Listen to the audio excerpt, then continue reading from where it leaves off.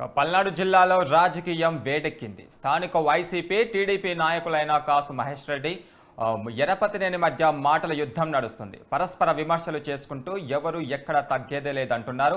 ఇక గురజాలలో YCP MLA కాసు మహేష్ రెడ్డి అక్రమాలకు అడ్డు అదుపు లేకుండా పోయిందని మాజీ ఎమ్మెల్యే ఎరపతినేని శ్రీనివాసరావు మండిపడ్డారు.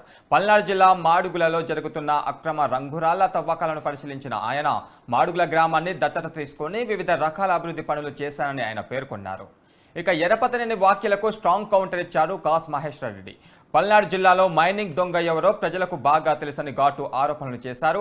ఇక 2014 నుంచి 2019 వరకు బందిపోటుల్లా ఎరపతినేని అక్రమ మైనింగ్ చేశారన్నారు కాసు. ఇక ఎరపతినేనికి దమ్ముంటే మాడుగుల గ్రామ అభివృద్ధిపైన బహిరంగ చర్చకు రావాలని సవాలు విసిరారు. ఇద్దరు నేతల మధ్య మాటల యుద్ధం నడుస్తుంది.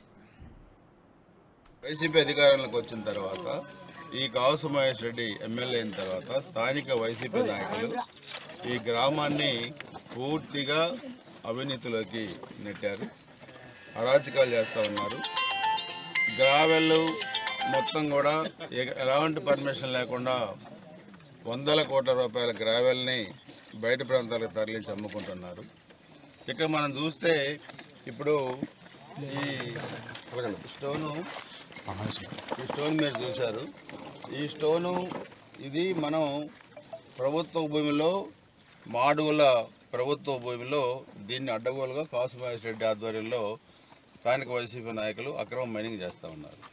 ఇది క్వార్ట్జీ, అదేవిధంగా వైట్ స్టోను, ఇది చాలా విలువైన రాయి. ఇది దీన్ని విదేశాలకు తరలిస్తూ ఒక కేజీఎఫ్ తరహాలో, ఒక వీరప్పన్ తరహాలో ఈ కాసు మహేష్ రెడ్డి ఈ విధమైన దోపిడీకి ఈరోజు గురజాల నియోజకవర్గంలో తెరతీశాడు.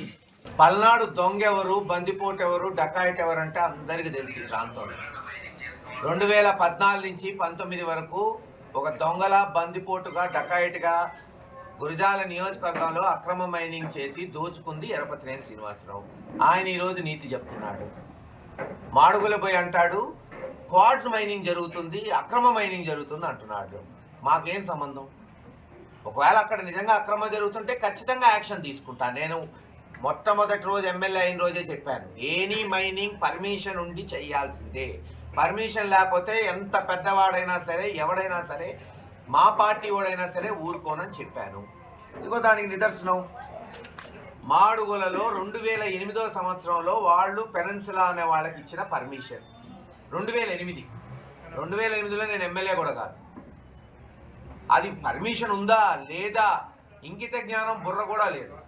కనుక్కోవాలి కదా, పర్మిషన్ ఉందా లేదా, ఇల్లీగల్. ఎవడో తోక కోనకిష్టం గొట్టంగా రోడ్డు చెప్తే పరిగెత్తుకుంటే వెళ్ళటమే, అంతే ఉంది. తెలివి ఏం చేస్తాం మనం? వాళ్ళకి పర్మిషన్ ఉంది, రాయల్టీ కడుతున్నారా లేదా ఏడీ ఆఫీస్ కనుక్కోండి. కట్టకపోతే ఖచ్చితంగా ఫైన్ వేపిస్తాను, కక్కిస్తాను. ఊరికి అబద్ధాలు చెప్తే ఎవడు నమ్మడు.